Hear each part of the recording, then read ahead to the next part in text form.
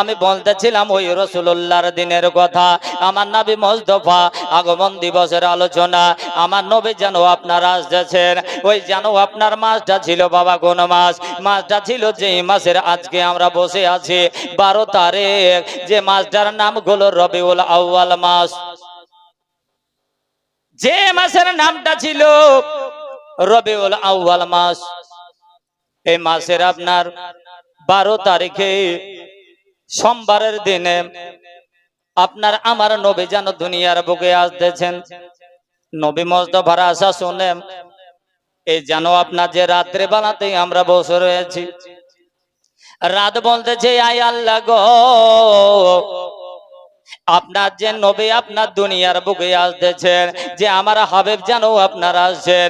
ওগো আল্লাহ গো, এই যেন নবী মুস্তাফাকে আমার রাত্রে বেলাতে যেন আপনি পাঠিয়ে দেবেন। আপনার নবী মুস্তাফার আমার রাসূল পাকের যেন জন্মটা যেন এই রাত্রে বেলাতে হয়। আমি রাত্রে বেলাটা গর্ব করে থাকবো, আমার রাত্রে বেলাতে নবী এসেছেন।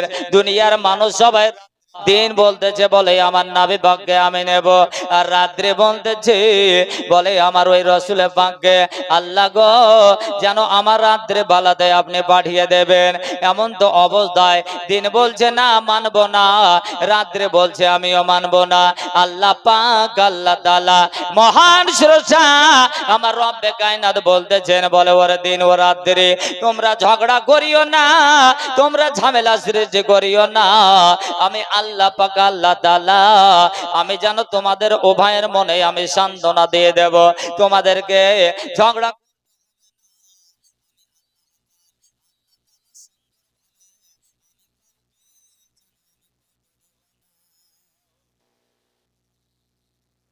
এমন সমাদে আল্লাহ বলতেছেন যে আমি এমন সমাদে রাসূলকে পাঠাবো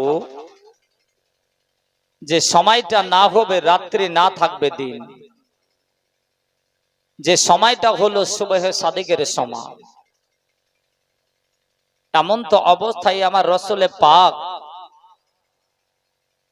ফেরেশতাকে ডাক দিয়ে বলতেছেন বলো গো আমার ফেরেশতা জলদি করে যাও, সময় চলে আসছে, পৃথিবীর বুকে জমিনের বুকে আমার রাসূলে পাককে আমি পাঠাবো। তিনখানা ঝান্ডা নিয়ে তিন জায়গাতে ওই ঝান্ডা খাড়া করে দাও, নিশানকে খাড়া করে দাও। ফেরেশতারা বলতেছেন আল্লাহ তিনটা ঝান্ডা তিন কোথায় কোথায় লাগাবো? আল্লাহ আমার সেটাও বলে দিচ্ছে, বলে যাও যাও একখানা ঝান্ডা সর্বপ্রথমে আমার মা আমিনার বাড়িতে গিয়ে টাঙিয়ে দাও। আমার মা আমিনার ঘরে গিয়ে আব্দুল্লাহর বাড়িতে গিয়ে যেন একটা ঝান্ডা লিসানকে তুমি গেড়ে দাও, আর একটা ঝান্ডা যেন কাবা ঘরে গিয়ে কাবার যেন আপনার ছাদের ওপরে গেড়ে দাও, আর একটা ঝান্ডা আপনার যেন বাইতুল মুকাদ্দাসে দিয়ে দাও। তিনখানা ঝান্ডা তিন জায়গাতে আপনার খাড়া করে দাও, নিশান উড়িয়ে দাও, পতাকা উড়িয়ে দাও। এমন তো অবস্থা বেরাদার ওগো আমার আব্বাজি আমার মুসলমানের আগো ওই ঝান্ডা যেন আমরা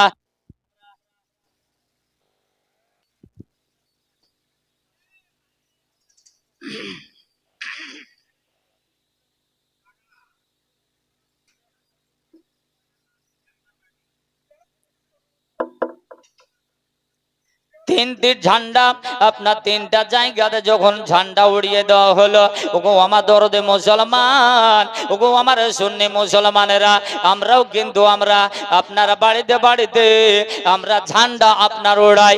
আমরাও কিন্তু সুন্নি মুসলমান, এই 12 রবিউল আউয়াল আসলে পারে আমরা ওই ইসলামী পতাকা, ইসলাম ঝান্ডা, ইসলামী আপনার ঝান্ডাকে আমরাও জানো আপনার একটা লাঠিতে করে একটা বাসে করে আমরাও কিন্তু আপনার গেড়ে দেই, আমরাও লিসান ওড়াই।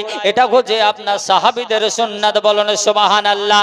এটা হচ্ছে ফেরেশতাদের সুন্নাত, জোরসে বলুন সুবহানাল্লাহ। এ বেরাদার আমার ভাইয়েরা গো, এমন তো অবস্থায় তিনখানা ঝান্ডা তিন জায়গাতে দিয়ে দেওয়া হলো, লিসান খাড়া করে দেওয়া হলো। এমন তো অবস্থায় জানো আমার আল্লাহ পাক আল্লাহ তাআলা যেন দুনিয়ার বুকে পৃথিবীর বুকে আপনার আমার বিশ্ব নবী আপনার আমার রাসূল পাক পাককে দুনিয়ার বুকে বাড়িয়ে দিচ্ছেন, তার আগে জানো আমার আল্লাহ পাক আল্লাহ তাআলা দুনিয়ার বুকে পৃথিবীর বুকে আমার রাসূল পাক যে আসবেন আমার মা আমিনার খিদমতের জন্য, মা আমিনার আপনার পাশে থাকার জন্য দুনিয়ার কোন মহিলাকে পাঠালেন না, পৃথিবীর কোন মহিলাকে পাঠাচ্ছেন না। জান্নাত থেকে জান্নাতে মহিলা আপনার যেন 4 জন মহিলাকে পাঠিয়ে দিলেন, ওগো যাও যাও যাও, ওগো মা হাওয়া তাড়াতাড়ি করে যাও, ওগো আমার মা রহিমা তাড়াতাড়ি করে চলে যাও, ওগো মা আয়েশা তাড়াতাড়ি যাও, আমার ওই রাসূল পাকের মা হযরত মা আমিনার কাছে ছুটে যাও, আমার মা আমিনার যেন আপনার সেবা করার জন্য চলে যাও। বন্ধু আমার ভাইরা গো, এমন তো অবস্থায় আপনি আমি যখন দুনিয়ায় এসেছিলাম আপনার আমার মায়ের কাছে অন্য কোন মায়েরা দেখবেন একটু সহযোগিতা করার জন্য একটু সেবা করার জন্য মহিলাদের প্রয়োজন হয়, তাই আল্লাহ পাক আল্লাহ তাআলা দুনিয়ার কোন মহিলাকে ডাক দিয়ে বললেন না, ও আপনার ঝন্টু মন্টুর মাকে বললেন না, আল্লাহ পাক আল্লাহ তাআলা আমার নবী মুস্তাফার মায়ের খিদমতের জন্য জান্নাতের রমণী যেন পাঠিয়ে দিলেন। বলেন সুবহানাল্লাহ। আমার মা আমিনার খিদমতের জন্য আপনার জান্নাত থেকে জান্নাতি মহিলা 4 জন মহিলা আপনার চলে এলেন। দেখা গেল আমার রাসূল পাক দুনিয়ার বুকে আসছেন তো সময়টা ছিল আপনার সুবহে সাদেকের সময়।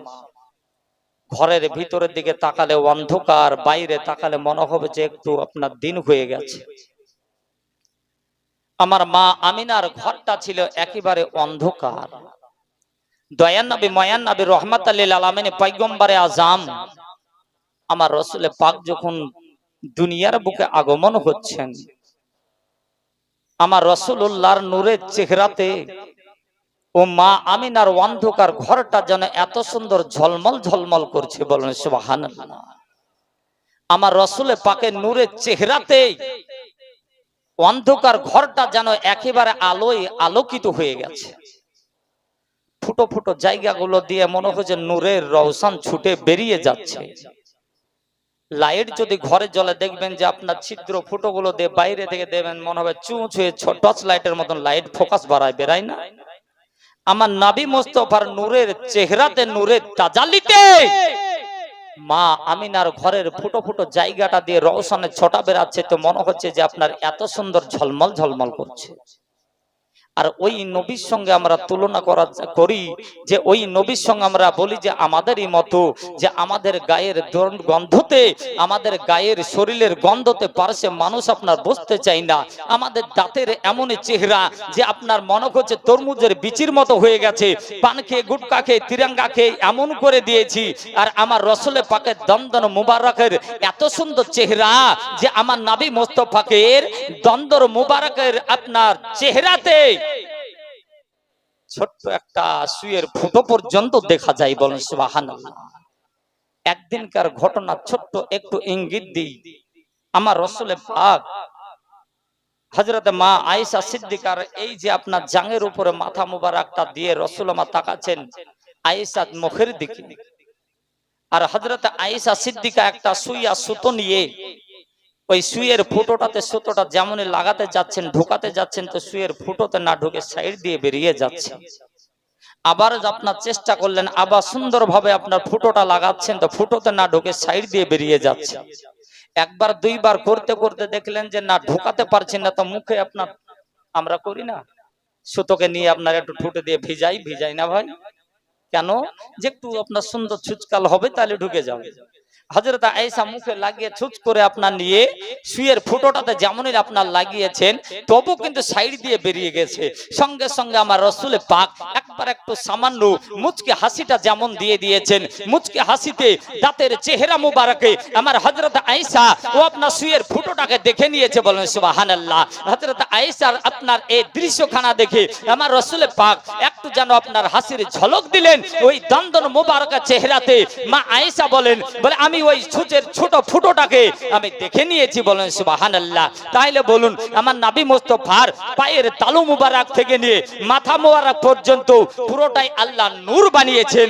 এমন তো অবস্থায় আর ওই নবীকে বলি আমরা বড় ভাইয়ের মতো। নাউজুবিল্লাহ। আপনার দেখা যায় যে আমার ঘাম যে বেরায় সেটা দুর্গন্ধ করে, করে না বাপ? অনেকের গন্ধ আপনার বেশি হয়, অনেকের হালকা হয়, কিন্তু আপনার ঘাম থেকে যদি শরীর থেকে ঘাম বেরায় গন্ধ করে না, তোর মতন খুশবু করে?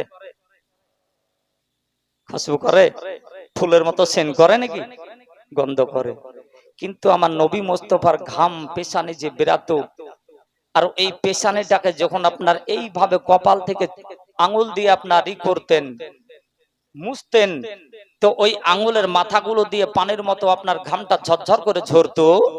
আর সাহাবিগণের আপনার চোল পেতে দিতেন, হাত পেতে দিতেন, আর হাতে পেতে দিয়ে তালুতে করে নিয়ে ওটাকে ঘামটাকে নেওয়ার পরে ওই ঘাম মুবারকটাকে নিয়ে সাহাবিগণের আতর হিসাবে ব্যবহার করতো। বলুন না, আতর হিসাবে ব্যবহার করতো। নবী মোস্তফার পেশানি মুবারকের এত খুশবু ছিল, সেন্ট ছিল, সাহাবীরা এতই নবী মোস্তফাকে এতই ভালোবাসতেন, মোহাব্বত করতেন, নিজের জানের থেকে, নিজের প্রাণের থেকে নবীকে বেশি ভালোবাসতেন। বলেন সুবহানাল্লাহ। ও রহমতে আলম নবী নূরে মুজাসাম, রহমতে আলম নবী নূরে মুজাসাম, সাহাবেরা আদর বানাই ওই নবীজির ঘাম। বলো, সাহাবেরা আদর বানাই ওই নবীজির ঘাম। রহমতে আলম নবী নূরে মুজাসাম, রহমতে আলম নবী নূরে মুজাসাম, সাহাবারা আদর বানাই ওই নবীজির ঘাম। বলো, সাহাবারা আদর বানাই ওই নবীজির ঘাম। চিনো মানো জানো কেমন আমার নবীজি, যাহার পাগল চন্দ্র সূর্য তারকারাজি। চিনো মানো জানো কেমন আমার নবীজি, যাহার পাগল চন্দ্র সূর্য তারকারাজি। ও গাই গাই আরো শোনবানি সুন্দর গাগিনে, এই আরো শোনবানি সুন্দর গাগিনে, এ জান্নাতের রুমে রুমে লেখা নবীর নাম। বলো, জান্নাতের ঘরে ঘরে লেখা নবীর নাম। রহমতে আলম নবী নূরে মুজাসাম, রহমতে আলম নবী নূরে মুজাসাম, সাহাবীরা আতর বানাই ওই নবীজির ঘাম। বলো, সাহাবীরা আতর বানাই ওই নবীজির ঘাম। জোরসে বলুন না সুবহানাল্লাহ।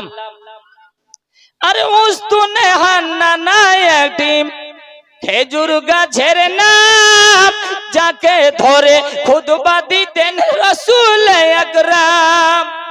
হবে না? আমরা তো মানুষ, নবীর আমরা সম্মান করতে বুঝলাম না, খিদমত করতে বুঝলাম না।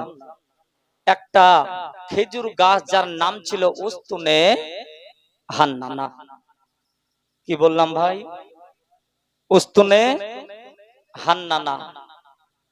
আমি যে আপনার এইভাবে আপনার বলছি, ডাক্তারের নিষেধ যে একেবারে 1.5-2 মাস কথাই বলতে পাবেন না।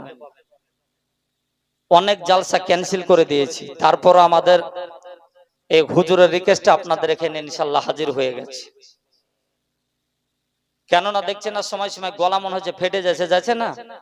আমার গলার ভিতরে আপনার ওই বলাতে চিল্লানোতে ফুলে আছে, আর মাংস একটু বেড়ে গেছে। ছবির রিপোর্ট বলছে যে গলাতে ভিতরে আপনার এমন পরিস্থিতি, কথা বলাই যাবে না। আগামী সোমবার বা শুক্রবার আবার ইনশাআল্লাহ কলকাতা যাব ডাক্তার দেখাতে। এই মাসের আপনার যা জালসা ধরা ছিল সবই ইনশাআল্লাহ ক্যান্সেল করে দিয়েছি বাধ্যমূলক। কিন্তু আমরা হচ্ছি আপনার জীবনে বক্তা, গজল না বললেও ভালো লাগে না, তাই মাঝে মধ্যে একটু একটু গজল বলবো। একটু অসুবিধা হলেও কিছু মনে নেবেন না, ঠিক আছে বাবজি? একবার মোহাব্বতে বলুন তো, গজলটা কি বলবো? আমরা তো মানুষ, আমরা নবীর কিন্তু আমরা খিদমত করতে জানি না, নবীর সম্মান করতে জানি না। কিন্তু আমার রসুল পাকের জন্য একটা খেজুর গাছ যার নাম ছিল উস্তুনে হান্নানা। হজে যিনারা হাজি গুনারা গিয়েছেন অবশ্যই আপনারা জানেন যে সেই গাছটা খেজুর গাছটার নাম কি এবং ওই খেজুর গাছটা মরা খেজুর গাছকে আমার রসুল পাকের মোহাব্বতে জিন্দা করেছেন, বলেন সুবহানাল্লাহ। ওই খেজুর গাছটাতে আমার নবী, আপনার নবী এরকম হিনানা দিয়ে টেক লাগিয়ে রসুল আমার খুতবা পড়তেন, খুতবা পড়তেন। মসজিদ নির্মাণের জন্য গাছটাকে যখন কেটে সরিয়ে দেওয়া হয়েছিল, ওই গাছের বডিতে যেন আমার নবী মোস্তফার নামে যেন সুর করে নবী মোস্তফার নাম ধরে দরুদ শরীফ পড়ছিল আর কাঁদতেছিল। কবি কি বলছে? উস্তুনে হান্নানা একটি খেজুর গাছের নাম, আর যাকে ধরে খুতবা দিতেন রসুল আকরাম। আরে উস্তুনে হান্নানা একটি খেজুর গাছের নাম, যাকে ধরে খুতবা দিতেন রসুল আকরাম। ও গাছটা নবীর বিরহে কান্দিতে রহে, নবীর বিরহে গাছ কান্দিতে রহে। হতভাগ হইল যত সাহাবা একরাম, বলো হতভাগ হইল যত সাহাবা একরাম। সাহাবা একরামেরা, সাহাবাগণেরা সবাই যেন হতবাক হয়ে গেল। আরে সুবহানাল্লাহ, যে একটা খেজুর গাছ এত নবীর উপরে মুহাব্বত, নবীর উপরে এরকম প্রেম ভালোবাসা, খেজুর গাছ পর্যন্ত মরা গাছ কাঁদতেছে, এমন তো অবস্থায় আমার দয়াল নবী প্রেমের ছবি সাহাবীগণদেরকে নিয়ে গেলেন সে মসজিদে। যাওয়ার পর রসুল পাক দেখছেন যে একটা বাচ্চা ছেলের মতো মানুষের মতো কান্নার আওয়াজ ভেসে আসছে। আপনারা আমার নবী আমার শুনতে পাচ্ছেন, কিন্তু সঙ্গে রয়েছেন সাহাবীগণ, এই সাহাবারা যেন শুনতে পাচ্ছেন না।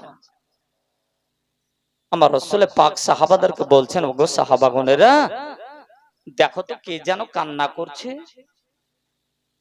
সাহাবীরা তাজ্জব হলেন যে হুজুর আপনার সঙ্গে তো আমরাও সাথে আছি, আমরা শুনতে পাচ্ছি না আর আপনি শুনতে পাচ্ছেন, কে কাঁদছে হুজুর? কেউ কাঁদে নয়, কেউ কাঁদছে না হুজুর। নবী আমার বললেন, বলে সাহাবী আমি হলাম তোমাদের নবী, আর তুমি খোঁজো, তোমরা খোঁজো আমার সাহাবী গো। আর যদি আমি ওই জিনিসটা যেটার সুর শুনতে পাচ্ছি, কে যেন বাচ্চার মতো মানুষের নাই যেন কে কান্না করতেছে, ওগো সাহাবীরা গো শোনো শোনো। আর যদি তোমরাও শুনতে পেতে, তাহলে তো তোমাদের মধ্যে আমার মধ্যে কোনো রকমের ভাগ হতো না, ঠিক কিনা? তোমাদের মধ্যে আমার মধ্যে কোন রকমের পার্থক্য হতো না। এর জন্য আমি হলাম তোমাদের সাহাবে আর তোমরা খোঁজো আমার, আমি হলাম তোমাদের নবী আর তোমরা খোঁজো আমার সাহাবে। আর তোমাদের সঙ্গে আমার সঙ্গে তুলনা করা যাবে না। যাও যাও যাও ওগো সাহাবে গণেরা শোনো গো, দেখো যেন কে যেন বাচ্চার মতো মানুষের মতো কে যেন কান্না করতেছে। সাহাবা গণেরা খোঁজাখুঁজি করতেছে, ধোড়াধুড়ি করতেছে, এই পাশ ও পাশ সব দিক ধোড়া খোঁজা হলো, সবাই যেন আপনার চিন্তায় চিন্তিত। নবী আমার বলতেছেন কে কান্না করছে? দেখো এখানে তো দেখছি কোনো মানুষ দেখা যায় না, এখানে তো কোনো মানুষের সন্তান দেখতে পাওয়া যায় না, কোনো বাচ্চা ছেলে দেখা যায় না, তবে কাঁদতেছে কে গো? এমন তো অবস্থায় সাহাবীগণের হয়রানে পেরেশান হয়ে গেলেন। এদিকে বাবা আমার দয়ালু নবী বলতেছেন, আল্লাহর নবী বলতেছেন, বলো গো আমার সাহাবীরা শোনো শোনো, আর তোমরা খোঁজাখুঁজি করিও না, তোমরা হয়রান হয়ে গেছো, তোমরা পেরেশান হয়ে গেছো, চলো আমার সঙ্গে চলো, তোমরা খুঁজে পাবে না কে যেন কান্না করছে। এটা মাত্র আমি শুধু দয়ালু নবী বুঝতে পারছি। চলো এমন তো অবস্থায় ওই জায়গাটাতে নিয়ে যাওয়া হলো, যেই জায়গাটাতে খেজুরের ওই বডিটা পড়ে রয়েছিল, ওই খেজুর গাছের বডির ওপর দিয়ে সাহাবীগণেরা কতবার যেন চলাফেরা করেছে, তবুও কিন্তু সাহাবীগণেরা খুঁজে খুঁজে যেন আপনারা পাচ্ছেন না। ওই বডির উপর দিয়ে খেজুর গাছটার উপর দিয়ে সাহাবীরা আপনার কতবার চলাফেরা হাঁটা চলা করছেন, কেউ বুঝতে পারছেন না। আমার নবী মোস্তফা বলতেছেন, বলে সাহাবী তোমরা পারবে না, দেখো দেখো এই যে কেটে দেওয়া খেজুরের বডিটা গাছটা এই কান্না করতেছে। আহ, খেজুরের গাছ রাসূলুল্লাহকে দেখার পরে, নবী মুস্তাফাকে দেখা পরে ওই খেজুরের গাছ নবীর প্রেমে মোহাব্বতে আরো যেন আপনার বুক ফাটিয়ে মনে হচ্ছে যে কলিজা ফেটে যাবে কাঁদতে কাঁদতে। ইয়া রাসূলুল্লাহ, ইয়া হাবিবাল্লাহ, হুজুর গো, ওগো আমার দয়ালু নবী, আপনি যখন খুতবা তেলাওয়াত করতেন ইয়া রাসূলুল্লাহ, ইয়া হাবিবাল্লাহ নবী গো, আমার যে আপনার গাছটাতে আপনি বডি খানা দিয়ে, আপনার পিন মুবারকটা হিনানা দিয়ে টেক লাগিয়ে আপনি খুতবা তেলাওয়াত করতেন ইয়া রাসূলুল্লাহ, আমাকে কেটে দেওয়া হলো, আমি আপনারা সম্মান করতে পারবো না, আর জীবনে আমার মনে হয় নসিবে আপনার খিদমত মনে হয় আর হবে না। তবে ইয়া রাসূলুল্লাহ, ইয়া হাবিবাল্লাহ, দয়া করে আপনি একটু দয়ালু নবী গো, আপনি যেন একটু আমাকে দয়া করুন। খেজুর গাছকে বলা হলো, বলো খেজুর গাছ তুই এখানে জীবিত হয়ে যা, বলুন সুবহানাল্লাহ। দয়ালু নবীর কথাতে, আমার রাসূলুল্লাহর কথাতে ওই খেজুর গাছটা, মরা খেজুর গাছ জীবিত হয়ে গেল, জিন্দা হয়ে গেল। এখনো কিন্তু আপনার খেজুর গাছ জিন্দা আছে, ওই খেজুর গাছ। তাহলে ওই নবী মোস্তফাকে পাওয়ার পরে যদি একটা খেজুরের গাছ জীবিত হয়, আপনার আমার যে ঈমানটা খুব কমজোর, মরা ঈমান, এই মরা ঈমান, কমজোর ঈমানটাকে নবীকে পাওয়ার পরে আপনার তেজালো হবে না, পোক্তা হবে না, যে হবে না। ওই নবীকে আপনার বেশি বেশি করে মুহাব্বত করুন, ওই নবীকে বেশি বেশি করে আপনি দরুদ শরীফ পড়ুন।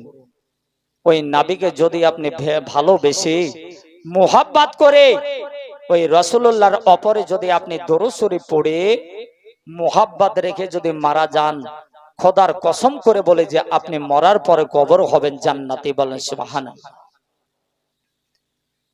এ বাবা, আমার বন্ধুরা, আমার ভাইরা গো, বলার উদ্দেশ্য ওই দিকে যাব না বাবা, যে নবী মুস্তাফা আগমন দিবসের দিকে একটু যাব। ফ্যানটা একটু ওদিকে ঘুরিয়ে দিতে বলেন তো, একটু ঘুরিয়ে দিতে বলেন।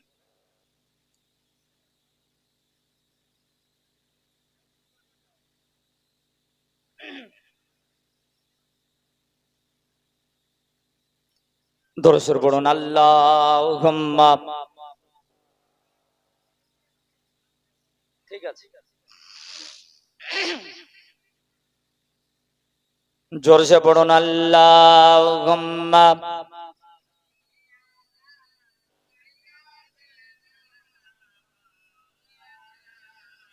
মুহাম্মাদ ওয়ালা আলে মা সাল্লাল্লাহু তাআলা আলাইহি ওয়াসাল্লাম। বাবা ওগো আমার দরদে ভাইরা মুসলমান, আপনার আমার নবী, বিশ্ব নবী আকা মাওলা দুনিয়ার বুকে যখন চলে আসলেন, এমন তো অবস্থা জানো, আমার ওই নবী মুস্তাফা আসার পরে পরে আসমান থেকে আল্লাহ পাকের ফেরেশতা, রহমতের ফেরেশতা, বরকতের ফেরেশতা ঐক্যবদ্ধ হয়ে দল দল হয়ে নবী মুস্তাফার বাড়িতে জানো, আমার মা আমিনার বাড়িতে আসার পরে আমার মাকে জানো সালাম করতেছেন, আসসালাতু আসসালামু আলাইকা ইয়া রাসূলুল্লাহর মা, আসসালাতু আসসালামু আলাইকা ইয়া হাবিবাল্লাহর মা। জমিনের ফেরেশতারা আসে, আসার পরে জানো নবী মুস্তাফার মাকে সালাম করে। আল্লাহর নবীকে পাওয়ার পরে আসমান ও জমিনের ফেরেশতা সবাই এসে এসে একের পর এক যেন সালাম করতেছে। এমন তো অবস্থা বেরাদার ওগো আমার বাবাজি মুসলমান গো, এবার কিন্তু আল্লাহ পাক আল্লাহ তাআলা ওই ফেরেশতাদেরকে দেখতেছেন যে কেউ আমার নবী পাককে পাওয়ার পরে ফেরেশতারা আপনার দরুদ শরীফ পড়তেছে যে বালাগাল উলাবে কামালেহি কাসাফাতু যাবে জামালেহি, কেউ বা পড়তেছেন যে তুম পে গাড়ো রহমত বেলাখো সালাম, আবার কেউ বা বলতেছে মুস্তাফা জানে রহমত বেলাখো সালাম, সামিয়ে বাজমে হেদায়াত বেলাখো সালাম, সালাম পাঠ করতেছেন।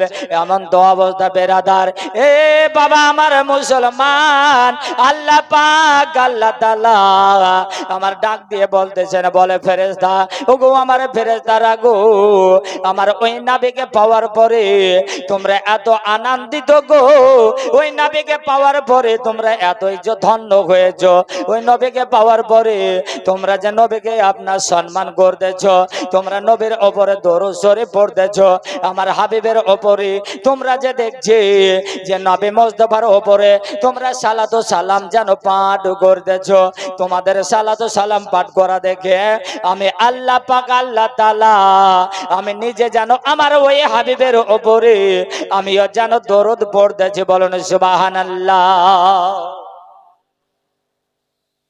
মহান আল্লাহ পাক আল্লাহ তাআলা ফেরেশতাদেরকে বলছেন, ফেরেশতা ওই নবীকে পাওয়ার পরে আজকে মক্কাবাসী সবাই যেন আস্তে আস্তে পাগল হলো। নবীকে যারা দেখলো মক্কার মানুষ তারাই যেন ধন্য হলো। একবার যে দেখে সে আবার বলে যে আবার দেখব। যে নবীকে পাওয়ার পরে একবার দেখার পরে অনেকে বলছে যে বাড়ি যেতে ইচ্ছা করছে না, নিজের বাড়ি ঘর বিবি বাচ্চাকে পর্যন্ত অনেকে আপনার ভুলে গেছে। একে একে সব আপনার দেখে আপন আপন বাড়ি ফিরে যায়। যেতে যেতে একজন মানুষ দেখে যাওয়ার পরে হাঁটতে হাঁটতে যেতে যেতে রাস্তার মাঝে একজন মহিলার সঙ্গে দেখা হলো। যে মহিলার নাম হলো হযরতে মা হালিমাতু সাদিয়া রাদিয়াল্লাহু তাআলা আনহা। হালিমাকে বলতেছেন, হালিমা মাগো, তুমি যে দেখছি যে বাড়িতে কাজে কামে ব্যস্ত আছো, মা তুমি কি এরকম খবর সংবাদ কিছু পাও নাই? মা হালিমা বলছেন, কি সংবাদ বলুন? বলে আজকে মক্কাতে মা আমিনার বাড়িতে আব্দুল্লাহর ঘরে এমন একটা সন্তান জন্ম নিয়েছে, দুনিয়ার বুকে এমন একজন নবী এসেছেন যাকে দেখার জন্য দুনিয়ার মানুষ সবাই পাগল পরা হয়ে গেছে। তুমি কি সংবাদ পাও নাই? হালিমা বলতেছেন, বলেন না। বলে যাও একবার দেখে এসো। যেমন রাস্তাতে আজকে আমরা জলুস বেরিয়েছিলাম, এই জলুসে আপনার শত শত মানুষ মেন রোডের রাস্তায় যদি বেরানো যাচ্ছে তো দেখা যাচ্ছে শুধু জলুসের পর জলুস। আপনাদের দেখে কি হয়েছে? জলুসে গিয়েছিলেন? আমাদের দিকে কিন্তু আপনার হাজারো হাজার মানুষ, কোথাও খিচুড়ি, কোন কোন জায়গাতে ছাগল গরু জবাই করার পরও তারা জলুস করে মানুষের জন্য সিন্নি তবরুক হিসাবে জলুস করে এসে রান্না বান্না করছে। কেন?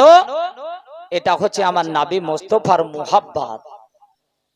আমার আপনার অন্তর যদি ওই রাসূলের মুহাব্বত থাকে তো এই আগমন দিবসে, নবী মুস্তাফার জন্ম দিবসে আমার মনে হয় যে আপনার ঘরে বসে থাকতে পারবে না। বাবা এই খবরটা যেমন পৌঁছানো হলো, বলে ওগো হালিমা একবার রাস্তায় গিয়ে দেখো কত মানুষ পায়ের দ্বারা হেঁটে যাচ্ছে, কত মানুষ আপনার উটের উপরে সওয়ার হয়ে যাচ্ছে। ওই নবীকে দেখার জন্য মানুষ যেন দলের দল, শত শত মানুষ যেন হাঁটতেছে। এমন তো অবস্থায় হযরত মা হালিমাতু সাদিয়া উনি আপনার করলেন কি, বাড়ি থেকে একটা উটকে নিলেন আর নিজের স্বামীকে বলতেছেন, বলে ওগো স্বামী গো, চলেন আজকে যাব ওই বিশ্ব নবী আকা মাওলা রাহমাতাল লিল আলামিন ওই নবী মুস্তাফাকে চলেন দেখতে যাব। কত মানুষ বলে আপনার দেখে পাগল হয়ে যাচ্ছে, চলেন আমরাও আজকে দেখে আসি বলে জানো নিজের স্বামীকে সঙ্গে করে নিয়ে হযরত মা হালিমা সাদিয়া রাদিয়াল্লাহু তাআলা আনহা উনি যেন একটা উটকে সঙ্গে করে নিয়ে হাঁটতে শুরু করলেন। বলেন সুবহানাল্লাহ। যে সঙ্গে ছিল দুর্বল উট, অসুস্থ ধরনের উট, এই উটটা ঠিকভাবে হাঁটতে পারছে না। এবারে কিন্তু দেখা গেল যে হালিমার পেছন থেকে যে মানুষ যাচ্ছিল, কতজন মানুষ আপনার ও তাদের উটকে সবারই হয়ে তাদের উট নিয়ে হযরত হালিমাকে পিছে ফেলে দিয়ে ক্রসিং করে আগের দিকে তারা চলে যায়। হযরত হালিমার উটটা ছিল রোগা, অসুস্থ, দুর্বল।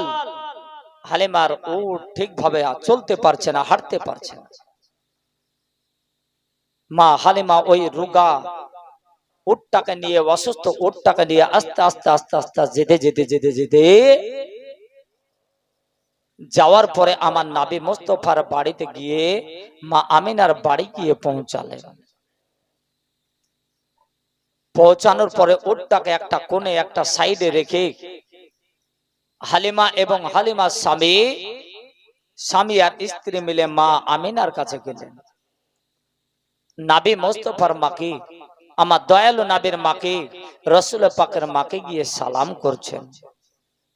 আসসালাতু ওয়াসসালামু আলাইকা ইয়া রাসূলুল্লাহর মা, আসসালাতু ওয়াসসালামু আলাইকা ইয়া হাবিবাল্লাহর মা। ওগো মা আমিনা, মাগো তোমার বাড়িতে তোমার কাছে আমি যেন ছুটে এসেছি গো মা। লোকের মুখে লোকের কানে শুনলাম, আমি যেন আপনার লোকের মুখ দ্বারা শুনতে পেলাম মাগো যে তোমার বাড়িতে নাকি একটা সুসন্তান জন্মিয়েছে, তোমার বাড়িতে নাকি একটা বলে এমন সন্তান জন্মেছে গো মা, যে সন্তানটার মতো দুনিয়াতে আল্লাহ যেন কোনো সন্তান বানান না, আর কোনো যেন আপনার নবী দুনিয়ার বুকে এরকম নবী আসেন নাই। অতএব মাগো তোমার বাড়িতে এসে সন্তানকে দুগ্ধ পান করানোর জন্য অনেক নাকি মক্কার মহিলারা তারা এসেছে। আসার পরে নবী মুস্তাফাকে দুধ পান করানোর জন্য মহিলারা নাকি আপনার কত না চেষ্টা করেছে, কিন্তু কোন মহিলার যেন নবী মুস্তাফা দুগ্ধ যেন পান করেন না। সেই সময়তে বাবা আপনার আপন নিজে সন্তানকে দুধ পান করানোর জন্য অপর মেয়েরা পর্যন্ত দুধ পান করাতো, যে কিছু আপনার টাকা পয়সা পাওয়ার জন্য দুধ পান করে লালন পালন করে দিলে কিছু বিনিময় তার টাকা পাওয়া যেত, এনাম পাওয়া যেত। মা হালিমা সাদিয়া বলতেছেন, মা ও রাসূলুল্লাহর মা, অনেক মহিলা এলো, কোন মহিলার দুগ্ধ রাসূল আমার পান করলেন না, তো একটিবার আমাকে একটু দাও না। আর ওই নবী মুস্তাফার যে তুমি মা হয়েছো, তুমি খুব ধন্যবতী মাগো। ও আমিনা, তুমি তো খুব পূর্ণবতী আমিনা মাগো। আর একটি আমি কথা বলছিলাম হালিমা, যে তুমি হয়েছো ওই রাসূলের পাকের জন্মদাতা মা, পেটে বহন করনেওয়ালা মা। তুমি হয়েছো ওই নবী মুস্তাফাকে আপনার 10 মাস 10 দিন পেটে বহন করে তুমি হয়েছো তার মা। আর আজকে আমি হালিমা হব তার দুধ মাদাতা মা। জোরসে বলেন সুবহানাল্লাহ। মাগো তোমার সন্তানটাকে আমাকে দাও। মনে বড় আশা, মনে বড় আকাঙ্ক্ষা, মনে বাসনা নিয়ে এই কথাটা যেমন বললেন আমার মা আমিনা বলতেছেন, বলে ওগো শোনো গো মা হালিমা, তুমি যে প্রস্তাবটা রেখেছো আমি এই প্রস্তাবটা কিন্তু আমি আমিনা মেনে নেব। ওগো মা হালিমা, এই নবী মুস্তাফার আমি যেন জন্মদাতা মা হতে পেরেছি। আমি হয়তো পেটে বহন করলে মালাওয়ালা মা হয়েছে। ওগো মা আমেনা গো, শোনো শোনো হালিমা, তবে একটা জিনিস শুনে রেখে দাও, শুনে রেখে দাও, এই নবী পাকের আমি যেন আপনার নিজে যেন আপনার গার্জেন এখনো হতে পারে নাই। নবীর গার্জেন নিজের আব্বা জান আব্দুল্লাহ দুনিয়াতে বেঁচে নাই। তাতে কি হয়েছে? ওগো শোনো শোনো আমিনা গো, একবার আমার কথা শোনো গো মা আমেনা, ওই নবী মুস্তাফার যদি আপনার মা হতে পারতাম, আমার যেন মনের আশাটা পূর্ণ হয়ে যেত। মা হালিমা বলতেছেন, মাগো যদি ওই রাসূলুল্লাহর আমি দুধমা দাতা হতাম, নবী পাকের আমি খিদমত করনেওয়ালা মা হতাম, আমার মনের ইচ্ছাটা পূর্ণ হয়ে যেত। কাঁদতেছেন আর বলতেছেন, বলে একটু আমাকে দাও, ওই রসুল পাকের আমি একটু দুধমা হব। এমন তো অবস্থায় আমার রসুল পাকের মা বলছেন, বলে ওগো হালিমা শোনো, আমার শ্বশুর আব্বা এখনো আমার আছেন গার্জেন দুনিয়ায় বেঁচে। নিজের আমার ছেলের হয়তো আপনার নিজের আব্বা হযরত আব্দুল্লাহ বেঁচে নাই, তাতে কি আছে, কিন্তু গার্জেনেরও গার্জেন যিনি আমার শ্বশুর তো এখনো বেঁচে আছেন। বৌমা নিজের শ্বশুরকে এখনো গার্জেন ভাবছেন, কিন্তু আপনার আমার ঘরের বউরা কি শ্বশুরকে গার্জেন মনে ভাবে? অভিভাবক ভাবে? ভাই ভাবে না। আমাদের বৌমারা শ্বশুরকে শ্বশুর মনে করে, গার্জেন মনে করে না। কিন্তু আমার মা আমিনা রসুল পাকের মা বলতেছেন, বলে ওগো হালিমা, আমার ছেলের আব্বা গার্জেন দুনিয়ায় বেঁচে নাই, তাতে কি আছে, কিন্তু এখনো গার্জেনেরও গার্জেন আমার নবীর দাদা আব্দুল্লাহ বেঁচে, আব্দুল মুতালিব বেঁচে আছে। আমার আব্দুল মুতালিবের কাছে, আমার শ্বশুর আব্বা জানের কাছে একটু যাও। ও আব্দুল মুতালিব উনি হচ্ছেন ওই কাবা ঘরের খাদিমদার। বলুন না সুবহানাল্লাহ, জোরসে হবে না? কাবা ঘরের খাদিমদার, সেই জায়গায় চলে যাও। মা হালিমা নিজের স্বামীকে নিয়ে বলতেছেন, বলে প্রাণের স্বামী গো, আজকে চলুন ওই আপনার কাবা ঘরটাকে তপ করা হয়ে যাবে, আর ওই কাবা ঘরের খাদিমদার হযরত আব্দুল মুতালিবের কাছে গিয়া আমাদের মনের আশা খানা খুলে বলবো, মনের বাসনা খানা খুলে বলবো গো। চলেন ওই জায়গায় পৌঁছে যাই। আস্তে আস্তে যেতে যেতে যেতে যেতে ওই আপনার কাবা ঘরের কাছে গেলেন। কাবা ঘরটাকে তপ করা হলো, আর ওই জায়গাতে কাবা ঘরের যে আপনার খাদিমদার, ওই সমাজে কাবা ঘরে যে সেবা করার মানুষ, দায়িত্বর মানুষ ছিলেন, উনি হলেন হযরত আব্দুল মুতালিব, আমার নবী মুস্তাফার দাদা। আপনার নবী মুস্তাফার দাদাকে গিয়ে বলতেছেন, বলে ওগো চাচা আব্দুল মুতালিব, ওগো আমার রাসূল পাকের দাদা গো, আপনার কাছে ছুটে এলাম, আপনি দয়া করে প্রস্তাবখানা গ্রহণ করবেন। আপনার কাপড়খানা পেতে দেওয়া হলো, হাতখানা পেতে দেওয়া হলো। বলে ওগো নবীর যে আপনার দাদা যান, ওগো আব্দুল মুতালিব গো, কাবা ঘরের খাদিমদার গো, আপনার কাছে ছুটে এসেছে, দয়া করে আমার প্রস্তাবখানা গ্রহণ করবেন। ওই নবীর জন্য পাগল হয়ে, ওই নবীর জন্য আপনার পাগল হয়ে আমরা ঘর বাড়ি ছেড়ে চলে এসেছি। আজকে রসুলের জন্য আমার দুধের বাচ্চা বাড়িতে রেখে এসেছি নবীকে পাওয়ার জন্য। ওগো তো আপনার আব্দুল মুতালিব, দয়া করে আমার ওই কথাখানা শুনুন গো। আমার মা আমিনা হয়েছেন ওই রসুল পাকের মা, আমার মা আমিনা হয়েছেন যেন আপনার পেটে বহন করনেওয়ালা মা, আর আমার ওই নবী মুস্তাফার আমি যেন হব সেবা করনেওয়ালা মা।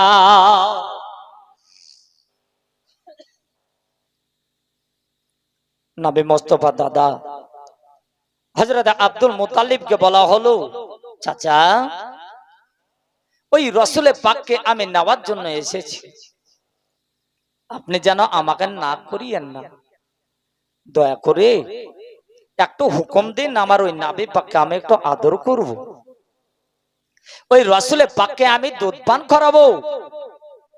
এমন তো অবস্থায় হযরত আব্দুল মুতালিব বললেন যে চলো যাই। মা আমিনাকে গিয়ে খবরটা দিই, তুমি যখন এত মনে বড় আশা করে এসেছো, আজকে আমার বাড়িতে এই মক্কার অনেক মহিলা এসেছে, কিন্তু আমার পোতা নবী পাক যেন কোনো মহিলার দুধ পান করেন নাই। বলুন সুবহানাল্লাহ।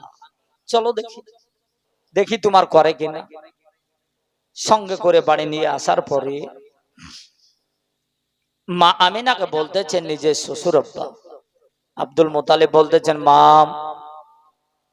তোমার সন্তানটাকে আমার যেন দাদু ভাইকে, আমার ওই যেন আপনার লাগতে জিগারকে নবী মুস্তাফাকে যেন দিয়ে দাও, মনের আশাটাকে ইচ্ছাটাকে পূরণ করে দাও। এমন তো অবস্থায় বেরাদার ওগো আমার সুন্নি তরুণ যুবক নওজোয়ান ভাইয়েরা, ওগো আমার মায়েরা গো, এবার কিন্তু আমার মা আমিনা হুকুম খানা পাওয়ার পরে সঙ্গে সঙ্গে আমার দয়ালু নবী আকা মাওলা রাহমাতুল লিল আলামিন বিশ্ব নবীকে যেন মা আমিনাকে তুলে দিলেন। হযরত মা আমিনা আপনার হালিমাতু সাদিয়া যেন আপনার কোলে নবী মুস্তাফাকে নেওয়ার পরে সুন্দর করে কাপড় দিয়ে ঢেকে আল্লাহ রসুলকে যেন আপনার যেমন দুধটা স্তনটা আমার রসুল পাকের মুখে জবানে লাগিয়ে দিয়েছেন, সুন্দর ভাবে আমার রসুল পাক যেন দুধ পান করতে শুরু করে দিয়েছেন। বলুন সুবহানাল্লাহ। সুন্দর ভাবে, এত সুন্দর ভাবে দুধ পান করছেন। দুধ পান করা দেখে হযরত মা হালিমাতু সাদিয়া উনি আপনার বললেন যে আমার সন্তান নবী মুস্তাফা ডান স্তনে দুধটা পান করছেন, তো বাম স্তনের তাতে একবার লাগিয়ে দেখি। যে ডান দিকের স্তনটা বাদ দিয়ে বাম দিকটা লাগালেন,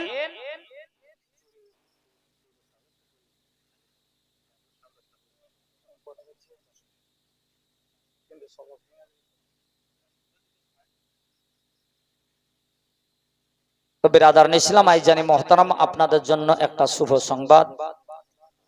যদি আপনারা মনে ভাবেন যে আপনার কিছু খাবার খাবো, আপনাদের জন্য খিচুড়ি রান্না করা হয়েছে। সবাই একসাথে যাবেন না, 2-4 জন করে গিয়ে খেয়ে আসতে পারেন। মুআজ্জাজ সামিনে গ্রাম বিরাদারান ইসলাম, তো আজিজানি মুহতারাম, ওই নবী মুস্তাফার মুহাব্বত অন্তরে ভালোবাসা যদি আজকে আপনার আমারও থাকে, আজ সুন্নি মুসলমান কথা দিয়ে গেলাম মরার পরও আপনার হবেন জান্নাতি। বলেন সুবহানাল্লাহ। কারণ আমার মা হালিমাতু সাদিয়ার একটা স্থান ছিল আপনার কানা হয়েছিল, মানে দুগ্ধ বেরাত না। কি বললাম? একটা স্থান দুধ বেরাত না। আমার রসুলের পাক যখন আপনার ওই স্থানটাতে মুখ লাগিয়েছেন, ওই কানা হওয়া স্থানটা, দুধ বন্ধ হওয়া স্থানটা দিয়ে আপনার দুধ প্রবাহিত হয়েছে। বলেন সুবহানাল্লাহ। কত তাজ্জবের ব্যাপার। মা মনে ভাবলেন যে ডান স্থানে দুধটা হয়তো খেলেন, বেটার বোধহয় পেট ভরলো না, এইটাতে আবার লাগিয়ে দেখি। যেমনই আপনার বাম দিকে লাগাচ্ছেন, তো আমার নবী পাক যেন দুধ পান করছেন না। আব্বাজি আমার সোনা মানিক এইভাবে বারবার করে যেন আমার মা হালিমাতু সাদিয়া রাদিয়াল্লাহু তাআলা যেন আপনার এইভাবে অনেকবার দেখলেন, কিন্তু আমার রাসূল পাক আপনার আমার নবী বিশ্ব নবী আকা মাওলা রাহমাতুল লিল আলামিন নবী যেন আপনার একটাই স্তনের বারবার করে দুধ পান করতেছেন। এমন তো অবস্থায় মা আমিনাকে বলা হলো, নিজের শ্বশুর বলতেছেন, বলে আব্দুল মুতালিব বলছেন, বলে ওগো মা আমিনা, লালন পালন করানোর জন্য, দুধ পান করানোর জন্য যেন তোমার সন্তানকে, দয়ালু নবীকে, আমার দাদু ভাইকে, ওই মা হালিমাকে যেন তুলে দাও, আমার হালিমা নিয়ে চলে যাও। হালিমাকে দিয়ে দাও, যাও হালিমা, আমার বেটা মুহাম্মদকে তুমি লালন পালন করো। সুন্দর করে হযরত হালিমা আদরে সোহাগী যত্ন সহকারে বুকে এমন করে জড়িয়ে ধরেছেন, তো মনে হচ্ছে যে কোরআন শরীফ জড়িয়ে ধরেছেন। সুবহানাল্লাহ।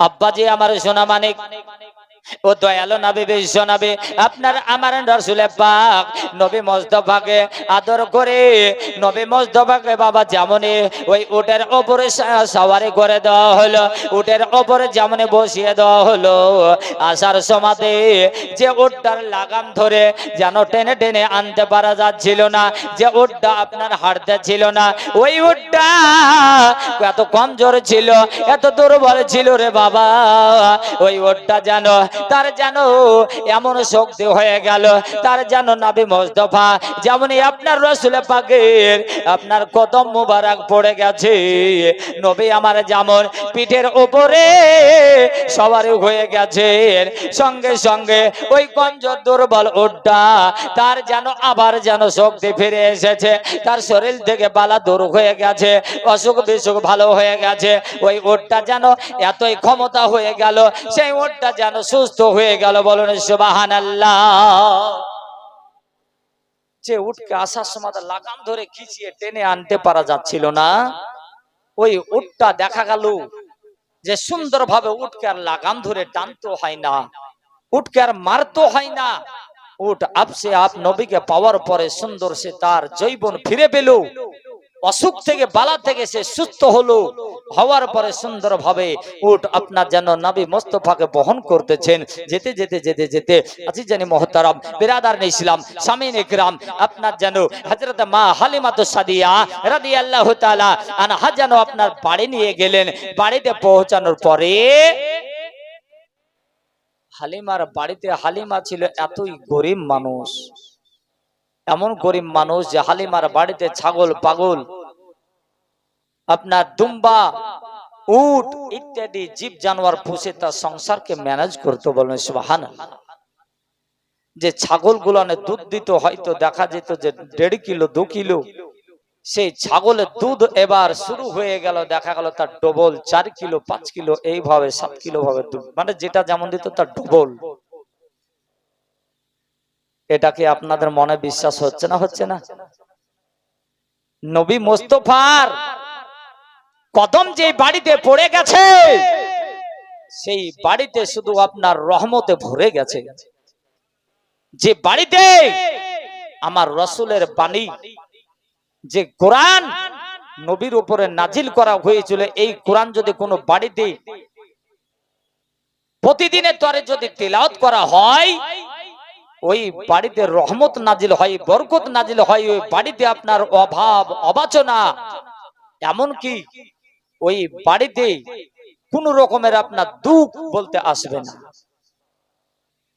যদি ওই নবী মুস্তাফার বাণী যদি কোরআন তেলাওয়াত করা হয়, নবী কাকে বলে?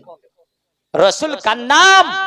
হালিমা বলেন যে আজকে আমার বাড়িতে রাসূল যেই দিন থেকে পদার্পণ হয়েছেন, পা রেখেছেন, কদম রেখেছেন, সেই দিন থেকে আমার বাড়িতে আয় উন্নতিতে সমস্ত দিক থেকে চতুর্দিকে আপনার ভরে পড়েছে। বলেন সুবহানাল্লাহ। আব্বা আমার সোনা মানিক, ওগো আমার তরুণ যুবক নওজোয়ান ভাইরা, এবার কিন্তু দেখা গেল আপনার ওই হালিমা আপনার বাড়িতে আর একটা যেন হালিমার দুধের বাচ্চা ছিল। আল্লাহ রাসূল কামাউলা নবী মুস্তাফা, নবী মুস্তাফাকে যখন দুধ পান করাতেন, ওই ডান স্তনের দুধটা রাসূল আমার যেন পান করতেন আর বামটাতে লাগাতেন, তো নবী যেন বাম দুধ পান করতেন না। এই রূপে আপনার হালিমা বুঝতে পারলেন কেন নবী আমার বাম স্তনের দুধটা পান করেন না। এর জন্যই করেন না, এ কারণে করেন না, নবী আমার যেন কোন মানুষকে কষ্ট দেন নাই গো, নবী আমার কোন মানুষকে দুঃখ দেন না, নবী মুস্তাফা কোন মানুষকে গরম দেখে আপনার কোরআনে যাতে কাউরে কথা বলেন না। আল্লাহ রাসূল যেমন আপনার জন্য রহমত, নবী মুস্তাফা তেমন আপনার একটা অমুসলিমের জন্য ছিলেন রহমত। নবী আপনার জন্য যতটা আপনার যেন দয়ার সাগর, আল্লাহ রাসূল যেন একটা বেধর্মিকের জন্য ততটাই দয়া করেন। নবীকে নবীকে এর জন্য দয়ার সাগর বলা হয়। নবীকা আপনার দয়ার সাগর কেন বলা হয়? একটা যেন সাগর সমুদ্রের পানি বাবা দেখবেন গো, সারাটা দিন সকাল থেকে নিয়ে বালতি ভরে ভরে ওই নদীর পানিটাকে আপনি যদি ছেচন করেন, নদী থেকে তুলে অন্য দিকে ফেলেন, সকাল থেকে সন্ধ্যা পর্যন্ত ছেচন করবেন, দেখবেন ওই নদীর পানির দিকে তাকাবেন, বালতি ভরে ভরে সারাদিন আপনি পরিশ্রম করে পানিটা ছেচন করলেন, তাকিয়ে পানির দিকে লক্ষ্য করবেন বাবা এক বিন্দু পানি যেন কমতে হয় না। হবে কি? ও আব্বা হবে? তো নবীকে বানানো হয়েছে দয়ার সাগর, নবীকে দয়ার সাগর বানানো হয়েছে। একটা সাগরের পানি যেমন শাসন করে করে এত পানি মেশিন করে আপনার তুললেন উঠালেন, পানি তাকিয়ে দেখছেন যে সকাল থেকে সন্ধ্যা হয়ে গেল, তাকিয়ে দেখছেন এক বিন্দু পানি কমেনি। নবীকে ওই রূপে দয়ার সাগর বানানো হয়েছে। আল্লাহ এমনই দয়ার সাগর বানিয়ে দিয়েছেন, আপনাকে একটু দয়া করো, নবীর দয়া কমতে হয় না। একটা মুনাফিককে দয়া করেন, কমতে হয় না। একটা ওহাবিকে দয়া করেন, কমতে হয় না। একটা ফারাজিকে আপনার দয়া করেন, কমতে হয় না। নবী আমার একটা হিন্দুকে দয়া করেন, কমতে হয় না। নবী মোস্তফা আপনার বেধর্মীকে দয়া করেছেন, কোনো কমতে হয় না। রাসূল আপনাকে যতটা মুহাব্বত করেন, আপনাকে যতটা ভালোবাসেন, একটা ওহাবিকে ভালোবাসেন, একটা বেধর্মীকে ভালোবাসেন, একটা হিন্দুকে ভালোবাসেন, একটা জৈনকে ততটাই ভালোবাসেন, একটা খ্রিস্টানকে ততটাই ভালোবাসেন। নিজের ভালোবাসা দিয়ে রাসূল আমার এই দ্বীন ইসলামকে প্রতিষ্ঠিত করেছে। বলেন সুবহানাল্লাহ।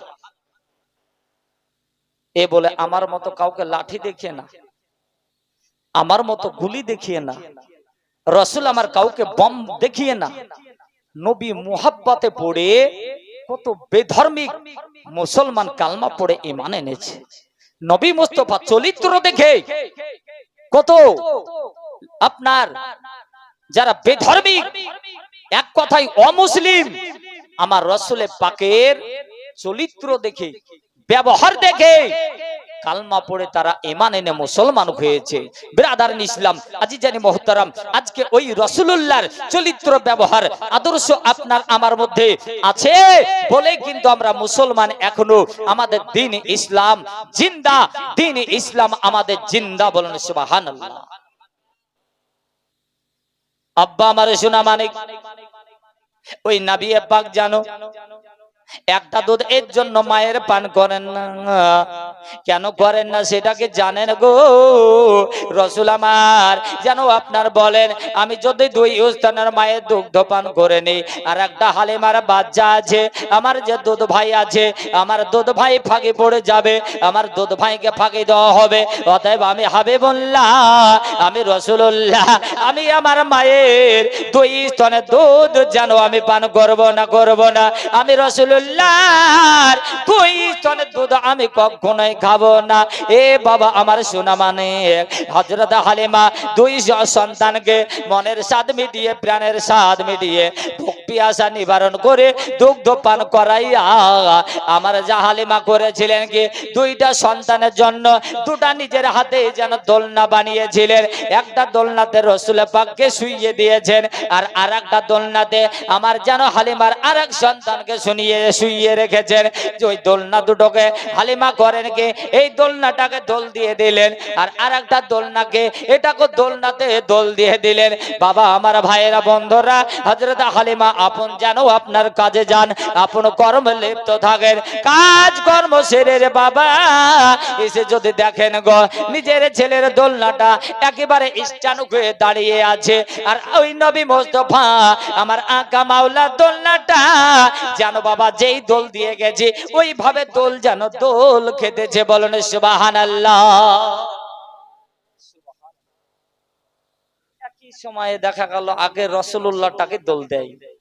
আচ্ছা, আগের দোলনাটা তাহলে আগে থামবে নাকি ভাই? এখন যাব আমি এখান থেকে, দেখা গেল হয়তো কথার কথা বলছি দোলতা বাজার, তো আপনি ভাই আগে চলে গেছেন, আপনারও যাওয়ার কথা আমারও যাওয়ার কথা, আপনি আগে গেছেন, তো আগে গিয়ে তো আপনি ওখানে পৌঁছাবেন, আমি পরে গেছি তারপরে পরে যাব।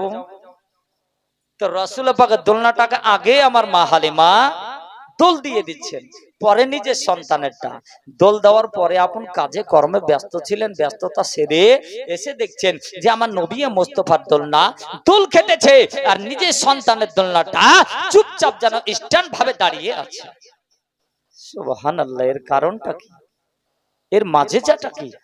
আমার নবী মুস্তাফার মাঝে যা তো এটাই, আমার রাসূলুল্লাহর মাঝে যা তো আপনার এটাই যে ব্রাদার ইসলাম আজি জানি মুহতারাম নবী পাক সাহেবে লাউলাদ একটা মরা বাচ্চাকে পর্যন্ত জিন্দা জীবিত করে দেখিয়ে দিতে পারেন। এর নামই তো হলো নবী মুস্তাফা, এটার নামই তো হলো নবী মুস্তাফার মাঝে যা। ও বন্ধু আমার ভাইরা, এর জন্যই তো আপনার দেখা গেল রাসূল পাকের দোলনাটা দোল খেতেছে, আসমানের ফেরেশতা জমিনের ফেরেশতা আপনার বলতেছে, বলে হালিমা, ওগো হালিমা শোনো, তোমার দোলনাটা, তোমার ছেলের দোলনাটা এর জন্য দাঁড়িয়ে থাকে যে আর আমার মুস্তাফার দোলনাটা এর জন্য দাঁড়িয়ে আপনার থাকে না যে তোমার ছেলের দোলনাটা তুমি দোল দিয়ে যাও, মুস্তাফার দোলনাটা তুমি দোল দিয়ে যাও, দিয়ে যাওয়ার পরে আমার মুস্তাফার দোলনাটাকে আসমানের ফেরেশতারা আসার পরে দোল দিতে থাকে। বলেন সুবহানাল্লাহ। রহমতের ফেরেশতা ওই আসার পরে ফেরেশতা গণেরা দোলনা দিতে থাকে। আব্বাজি আমার সোনা মানিক এইভাবে আসতে আসতে আসতে আসতে বাবা খুব লম্বা ঘটনা, আপনার বলতে পারা শেষ করা যাবে না। এমন তো অবস্থায় হযরত হালিমা সাদিয়ার বাড়িতে আসতে আসতে আসতে আসতে কামাউলা রাহমাতুল লিল আলামিন আমার রাসূল পাক আমার দয়ার নবী ময়ার নবী আসতে আসতে তিলে তিলে তিলে তিলে যেমন বড় হয়েছেন, এবার কিন্তু দেখা গেল ওই আপনার পাড়ার ছেলেরা, পাড়ার যেন বাচ্চা কাচ্চারা যারা রাখাল পাখাল মাঠে ছাগল বকরি মহিষ দুম্বা চড়াতে যায়, তারা যেন আপনার মুস্তাফার সঙ্গে যারা আপনার একটু একটু খেলাধুলা করেছে, ওই পাড়ার ছেলেরা বলে, বলে মাগো তোমার একটু ওই মুস্তাফাকে একটু দাও না, আমরা একটু খেলা করব। কেউ বা বলে ওগো মাগো তোমার মুস্তাফাকে আজকে মাঠে মহাশারে নিয়ে যাব ছাগল চড়াতে, মাগো আমাদের সঙ্গে দিয়ে পাঠিয়ে দাও। হযরত মা হালিমা সাদিয়া যে আরো বাকি সন্তানেরা আছে তারাও বলছে, মা আমার ওই নবী মুস্তাফা তোমার ওই প্রিয় সন্তানটাকে আমাদের সাথে একটু দিয়ে পাঠাও না, যাবো আমরা ছাগল মহিষ চড়াতে, মা খেলাধুলা করব একসঙ্গে থাকবো। মা বলতেছেন, বেটা ওরে রাখালের দলেরা, ওরে বাচ্চারা শোন, এই বাচ্চাটা আমার নিয়ে যাস না, কেন না জানিস যে তোরা যেমন এই রকম কিন্তু এই বাচ্চা না। কেন মা? যখন মাঠে তোরা বাবা যাস কত জায়গাতে আপনার কাটা খোঁজ কাশিয়া জঙ্গল অমক তমক চলাফেরা করিস, তোদের অভ্যাস আছে, আর আমার রসুলে পাকের ওই জালি জালি পায়ে কাটা ভুকে যাবে, জালি গজি পায়ে ফুসকা নিয়ে নেবে, অতএব এই সন্তান আমার যাবে না, পারবে না। বাচ্চারা বোঝাই, বলে মাগো তোমার মুস্তাফাকে আমরা ছাগল ঘেরার জন্য বলবো না, তোমার নবী মুস্তাফাকে মাগো রোদ্দুরের তাপ লাগতে দেব না, মাগো তোমার মুস্তাফাকে কোনো মতে আমরা কোনো অসুবিধা হবে না, আমরা এমনকি তোমার মুস্তাফার ওই রাসূলের পাকের আমরা খিদমত করব। বলেন সুবহানাল্লাহ। মা বলছেন, বেটা শুধু তাই না, যখন দুপুরবেলা ওই আসমানে চন্দ্রটা সূর্যটা যখন তাপ বেড়ে যাবে, ওই তাপা সূর্য তাপে আমার নবী মুস্তাফা আমার বেটা মুহাম্মদ তোদের মতো সহ্য করতে পারবে না। ছেলেরা তার উল্টো জবাব দিয়ে বোঝাতেছে, বলে মাগো যখন ওই সূর্য তাপটা বেড়ে যাবে দুপুর বেলাতে তাপে ওই আপনার রৌদ্র সমাতে, মাগো তোমার ওই রাসূলের পাককে আপনার মহানবীকে দয়ার নবীকে আমরা বাবলা গাছে ছায়াতে ঠান্ডাতে আমরা বসিয়ে রাখবো, রৌদ্রের তাপ লাগতে দেব না। বলেন সুবহানাল্লাহ। কিছুতেই যেন পারা যায় না, যে কথাটা বলে সেই কথার পাল্টে জবাব দিয়ে দেয়, প্রশ্নের উত্তরে অ্যানসার সঙ্গে সঙ্গে। মা একদম আর দেখো একদিন দিয়ে পাঠাও। এমন তো অবস্থায় বেরাদার, ওগো আমার ভাইয়েরা বন্ধুরা, ওগো আমার বন্ধুরা গো, ওগো আমার দাদারা গো, একটু শুনে জানা ভাইজান, ও নবীর প্রেমিকেরা, ওই নবী মুস্তাফাকে রাখাল হিসাবে নয়, শুধুমাত্র যেন রাখালের বেশে আল্লাহ রাসূল মাওলাকে পাঠানো হলো। তো নবী যখন আপনার মাঠে যাচ্ছেন, ওই রাখাল পাখালদের সঙ্গে হালিমা বলছেন, বেটা মুহাম্মদ, এই আপনার ছাগলের মধ্যে থেকে তোমাকে কয়েকটি ছাগল দিলাম, যাও বাবা ছায়ে মায়ে এই কটা ছাগল নিয়ে তুমিও চলে যাও। এমন তো অবস্থায় বেরাদার আমার রসুলের পাককে দিয়ে দেওয়া হলো, সঙ্গে পাঠানো হলো। এ বাবা আমার গো, এবার যখন মাঠে মহাসারে যাওয়া হলো, রাখাল পাখালের ছাগল পাগল চড়তে শুরু হলো। ওই ছাগলের রাগো ও সেই সমস্ত রাখালের ছাগলেরা যেন ঠিকভাবে ঘাস পায় না। আর নবী মোস্তফার যে কয়েকটি ছাগল যেখানে মুখ লাগায় সেখানে যেন সবুজ সবুজ ঘাস ফুটে যায়। বলুন সুবহানাল্লাহ। এমন তো অবস্থায় বাবা আল্লাহ রসুল মাওলার ছাগল যেন একটা জায়গার ওপরে শুধু যেন ঘুরে আর চড়ে। কি করে? বেশি দূরে জানে একটা জায়গার উপরে সেখানে ঘুরছে ঘুরছে, ওখানে ঘাস, যেদিকে ঘুরছে সেদিকে ঘাস। আর বাকি রাখালদের ছাগল সমস্ত দিকে ছিটিয়ে গেছে। এখন অবস্থায় ছাগল যে দেখছেন যে এক জায়গাতেই আপনার চড়তেছে, শেষ পর্যন্ত আমার দয়ার নবী বিশ্ব নবী, আপনার আমার নবী, গুনাহগারের নবী, বিশ্ব নবী আকা মাওলা রাহমাতাল লিল আলামিন, ও নবী মুস্তাফা আমার করলেন কি, একটু পিঠটা দেখি জমিনে লাগিয়ে বলে, যেমনই আপনার পিঠটা জমিনে লাগিয়েছেন আল্লাহ রসুল আমার যেন চোখ দুটো বুঝে গেছে, একটু যেন ঘুম ঘুম ভাব হয়ে গেছে। বিরাদার ইসলাম আজি জানি মহতারাম, ও ঘুমান্তে এমন্ত অবস্থায় রসুল পাক যেন আপনার ঘুমাচ্ছেন। একদিকে দেখা গেল একটা বিষাক্ত পাহাড়ি সাপ, ও আর থামতে না পেরে আমার নবী মোস্তফার খিদমতের জন্য ওই বিষাক্ত সাপ যেন এসে আল্লাহ রসুলের মাথাতে বড় করে আপনার বুকের উপর ভর দিয়ে ফানা তুলেছে। কি করেছে? এই যে ফানা তুলে ওর পাখা দ্বারা ফানাটাকে আপনার একটু চাওড়া করে দিয়েছে, আর মুখটাকে ডানা লড়িয়ে লড়িয়ে রাসূলুল্লাহর মাথাতে বাতাস দিতেছে। জোরসে বলুন। বাপ সাপ কিন্তু যদি সামনাসামনি আমাদের পড়ে তো আমরা কি বলি? বাপের নামটা ডাকি না। ও বাপজি, মাঠে ঘাটে দেখা যায় যে চলে যখন সাপ সামনে পড়ে যায় কি বলে? বাপের নাম ডাকি কি ডাকি না? ওরে বাপ রে বাপ পালা। আর ওই নবীর খিদমতের জন্য বিষাক্ত সাপ এসে বুকের ভরে সে আপনার ডানা দিয়ে রাসূল আমার আরাম করছেন, তাই খিদমত করছে, বাতাস দিতেছে। ওই রাখাল যারা নিয়ে গেছে তারা বারবার কিন্তু তারা খেয়াল রাখছে, খোঁজ রাখছে। এক রাখাল দেখে নিয়েছে যে দূর থেকে দেখছে যে নবীকে আর পাওয়া যাবে না, এদের দেখ ক্ষতি হয়ে গেছে, এত বড় ক্ষতি করে ফেলেছে, এদের রসুলকে মনে হয় যে আর ধরে খুঁজে পাওয়া যাবে না, মনে হয় যে সাপে দংশন করে দিয়েছে। এ রাখাল চিৎকার করে বাকিগুলোকে ডাকছে, আরে তাড়াতাড়ি করে ছুটে আয় রে ভাই, ওরে রাখাল ভাই, মনে হয় যে দুনিয়ার বুকে, পৃথিবীর বুকে আর মনে হয় দয়ালু নবী মনে হয় বেঁচে নয়, মনে হচ্ছে যে ওই নবী আর দুনিয়াতে বেঁচে নাই। ওই নবীকে ওইটা দেখ সাপে কত ভয় আপনার বারবার করে মাথাতে বারবার করে ছবল মারছে, দংশন করে দিয়েছে। ওই সাপের বিষে নবী মনে হয় যে আর বেঁচে নাই রে। এরা কিন্তু সাপের ভয়ে যাচ্ছে না কাছে। দূর থেকে কয়েকজন রাখাল দেখার পরে ছাগল পাগল থাকলো মাঠে, ছাগল ছেড়ে দিয়ে আপনার ছুটলো নিজের, যেন আপনারা হযরত মা হালিমাকে ডাক দিয়ে বলে, হালিমা হালিমা, মার কানে এই আওয়াজটা পৌঁছাতে না পৌঁছাতে মা কানটা যেন সব সময় ছেলের দিকে। মা বলছে, বল রে বেটা কি হলো? হালিমা চিৎকার দিয়ে বলে, বল বল বল, মনে হয় যে আমার বেটা মুহাম্মাদের নাকি কিছু হলো, কি হয়েছে বল?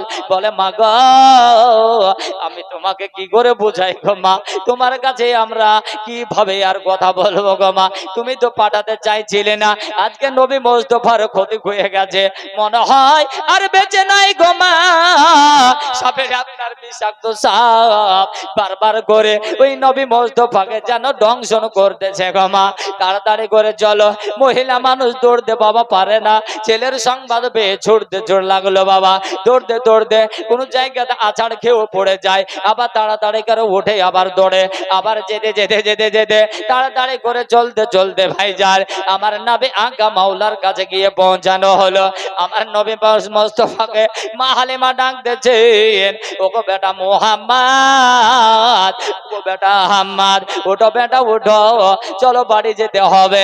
আমার নবী মুস্তাফাকে আপনার যেন ডাক দেওয়া হলো, আমার রাসূল পাক যেন উত্তরখানা দিচ্ছেন না। হালিমার জানে আরো ভয় হলো। মা হালিমা বলছেন, কাঁদছেন আর যেন ডাকছেন, বলে বেটা মুহাম্মদ, ওগো আমার বেটা গো, জলদি করে চলো বাবা, চলো তাড়াতাড়ি করে চলো, আমার সঙ্গে বাড়ি যেতে হবে। ও আমার নবী পাক, মায়ের ডাকের আওয়াজ জানো আপনার দব দিলেন না, মার যেন আরো ভয় হয়ে গেল। ওই নবী মুস্তাফার মা নর রাসূলুল্লাহর দাদা আমি আব্দুল মুত্তালিবকে কিভাবে জবাব দেব? আমার মা নবী মুস্তাফার মা আমিনাকে কেমন করে আমি বলবো গো? আল্লাহ গো আল্লাহ, এত বড় ক্ষতি হয়ে গেল, সাপে দংশন করে ছেলে আমার মনে হয় যে মারা গেছে। হযরত হালিমা যেন কাঁদতেছেন। এমন তো অবস্থায় বেরাদার মা হালিমা তো সাদিয়া রাদিয়াল্লাহু তাআলা আনহা নবী পাকের যেন আপনার গায়ে হাত দিয়ে যেমন ডাক দিয়েছেন, আল্লাহর রাসূল যেন চোখ দুটো খুলে দেখছেন চতুর্দিকে রাখালেরা ঘিরে দাঁড়িয়ে আছে, সামনে মা দাঁড়িয়ে আছে। মা হালিমাকে দেখার পরে রাসূল আমার বলতেছেন, মা গো তোমার চোখে দেখছি নয়ন ভরা পানি গো মা, কেন বা তুমি কান্না করতেছো গো মা? বলে বেটা মুহাম্মদ রে, আমি এর জন্য কান্না করতেছি বাবা, শুনলাম নাকি তোমাকে সাপে বলে দংশন করেছে। নবী আমার বলতেছেন, বলে না না না, সাপে যদি দংশন করতো গো মা, তাহলে কি এইভাবে আমি কথা নবী বলতে পারতাম? আমি কি এইভাবে কথা বলতে পারতাম? না। আল্লাহ রাসূল আকা মাওলা দয়ার নবী বিশ্ব নবী আমার রাহমাতাল লিল আলামিন বলতেছেন, বলে মা গো তবে আমি একটা ভালো জানি, একটা জিনিস বলতে পারবো গো মা, আমি যে আপনার সাপে কাটে নয়, আমার কোনো অসুবিধা হয় না গো মা। আমার একটা জিনিস আমি বলতে পারবো, আমার জন্মের পরে গো মা আমি যে এতদিনে ঘুমিয়েছি, তবে আজকের মতো আরামের ঘুম আমি যেন পারি নাই, আজকের মতো আমি এরকম সুখের ঘুম আমার লাইফে যেন হয় নাই। বলুন সুবহানাল্লাহ। নবী মুস্তাফা দয়ালু নবীর আমার জানো কত বড় বড় অলৌকিক ঘটনা ছিল বাবা, আর ওই নবী মুস্তাফাকে আমরা জানি একবারের জন্য আমরা মুহাব্বত করতে পারি না, ওই নবীর নাম আমাদের দিনের বেলাতে যেন স্মরণ হয় না। আল্লাহ পাক আল্লাহ তাআলা বলেন, ওই হাবিবের উপরে আমার বান্দারা শুধু নয়, আমি আল্লাহ পাক আমার ওই আপনার নবী মুস্তাফার উপরে আমিও যেন দরুদ শরীফ বেশি বেশি করে পাঠ করে। বলুন সুবহানাল্লাহ। ওগো নবীর উম্মতের রাখো, আমার ওই নবীর উপরে আপনাকেও বেশি বেশি করে দরুদ শরীফ পড়তে পারবে। যত আপনার বেশি দরুদ শরীফ পড়বেন, ওই দরুদের ফজিলাতে আপনি হজেরও সব পেয়ে যাবেন। বলুন সুবহানাল্লাহ। আল্লাহুম্মা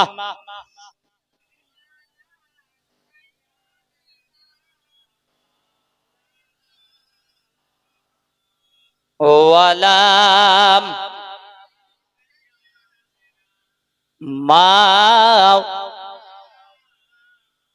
এই একদিন তোমার নাম হবে লাশ,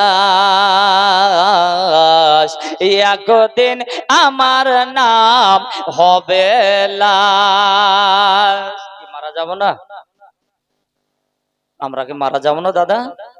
সকলকে মরতে হবে। মারা যাওয়ার পরে কি আপনার নাম আব্দুল জব্বার নাম থাকবে? আব্দুল জব্বার কি নাম হবে?